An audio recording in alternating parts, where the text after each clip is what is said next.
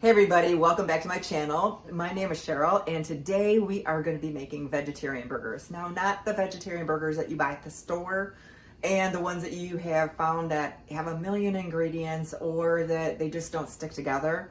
And today we are going to do simple, moist, and I'll show you how to make them stick together. Stay tuned. Okay, so this is literally a chop and drop. One of my favorite, y'all know, chop and drop is my favorite kind of recipe. So we're going to add it all into the food processor and then make the patties from there, and I'll show you. So I baked off a sweet potato already.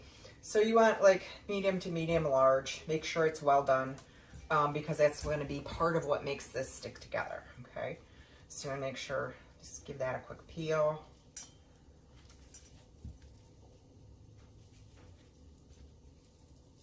And then I like to chop everything that I'm going to be putting into the food processor just so that it doesn't get over food processed.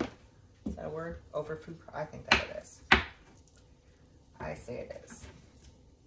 All right, we're going to drop that in.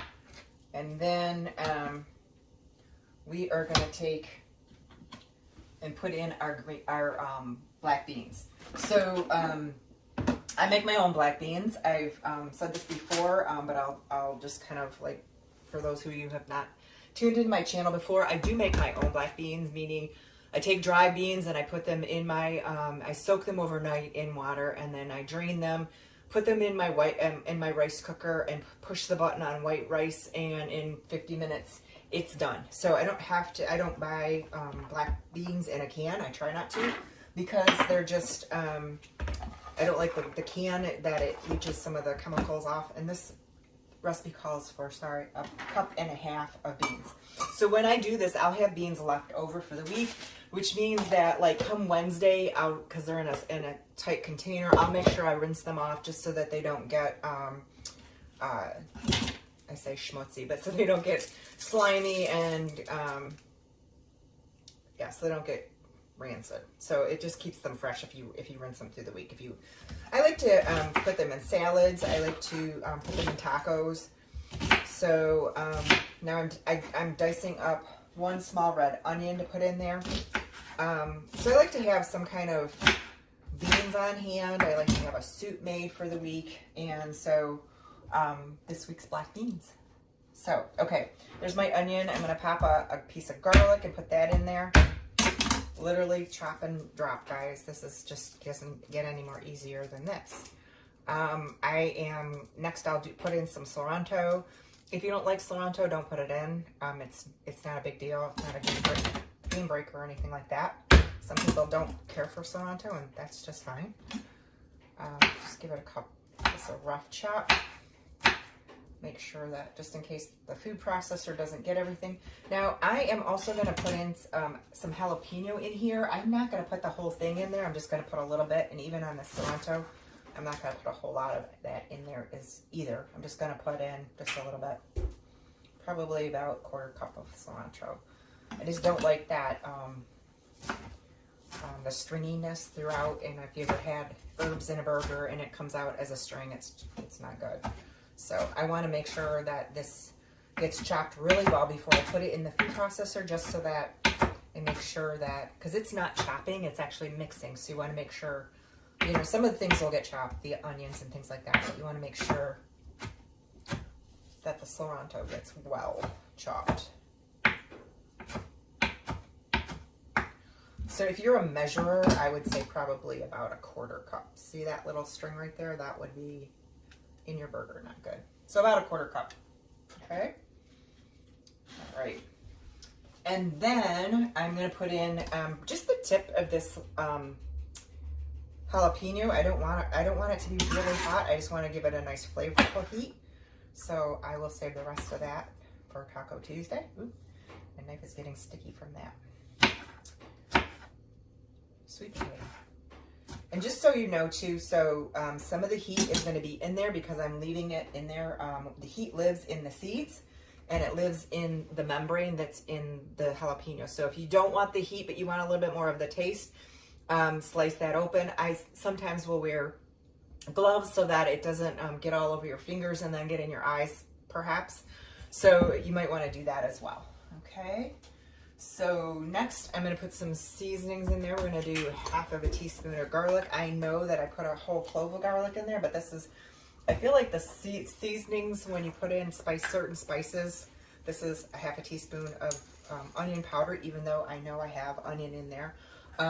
It just gives it a different flavor, a different level of flavor.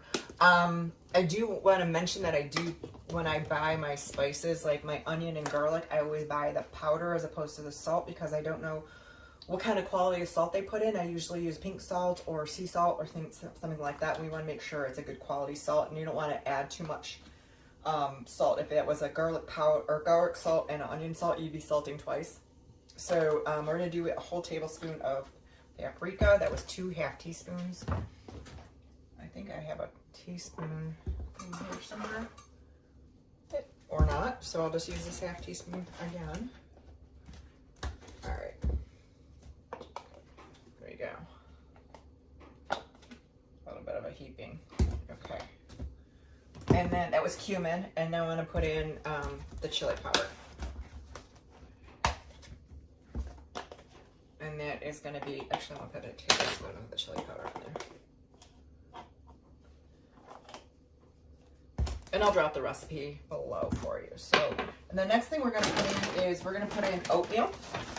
I put in gluten-free oatmeal. And you want to make sure you use the whole rolled oats. So that it will mix well and hold together well. Now this is going to be a little loud. I will try to mute it afterwards.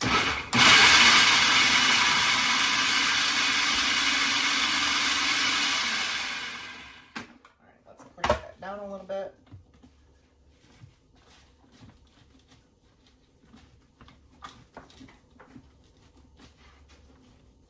Okay. Let that mix up again.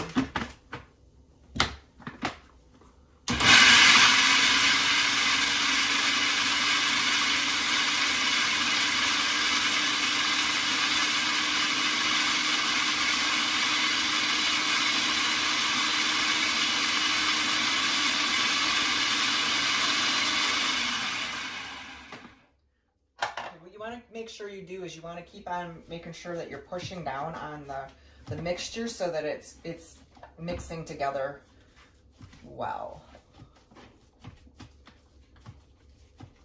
Okay, and that sweet potato is moistening everything, and your beans are getting mashed. They won't get mashed up completely, so you'll still have some texture in there, which is what you want that for a good veggie burger.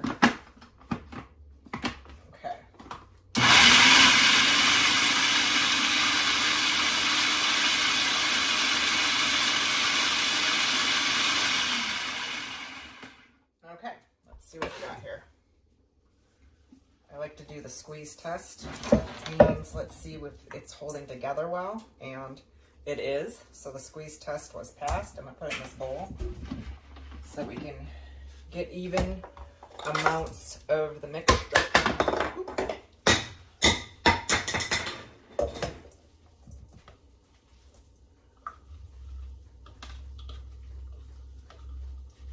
Okay. Get this out of the way.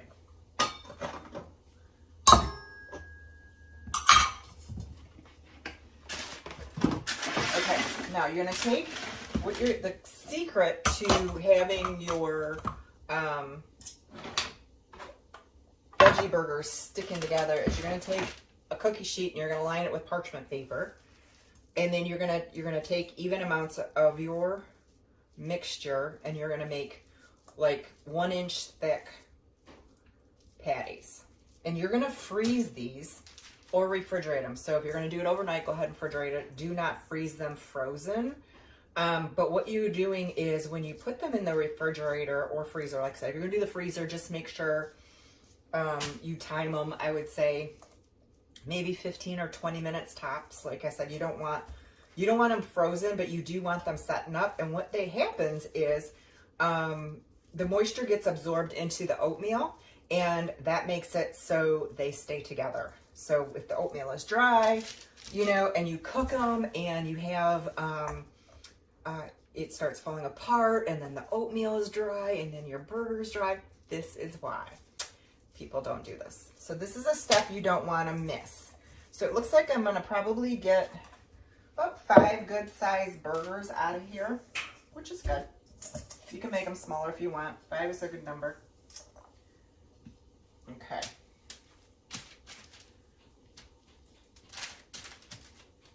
And then we're going to put them in a 350-degree oven and bake them off. And so I'm going to go ahead and put those into the freezer, and then I will be back with you and show you the finished product. And dinner is done.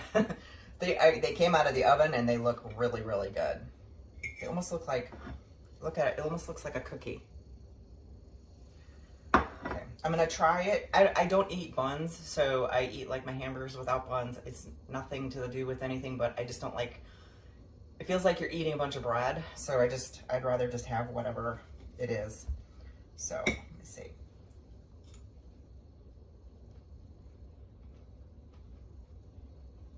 It's very moist, which is very important.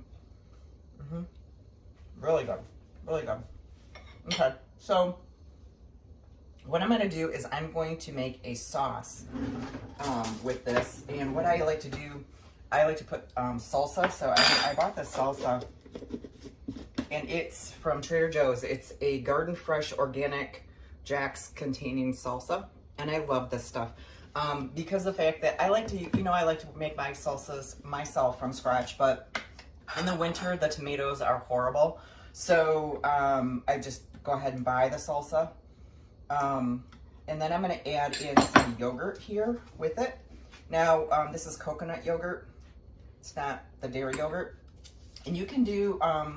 It's actually Coco June pure organic cultured coconut yogurt.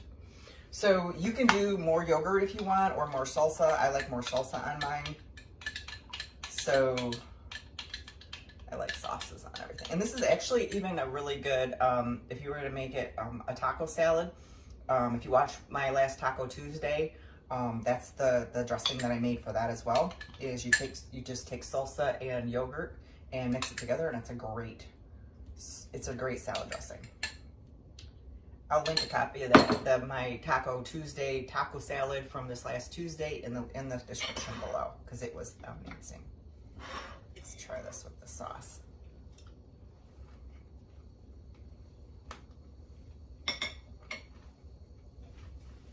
That's really good. Love that, love it. So if this is the content that you like, hit the subscribe and the like button, share it with a friend, and make a comment, and we'll see you on the next video.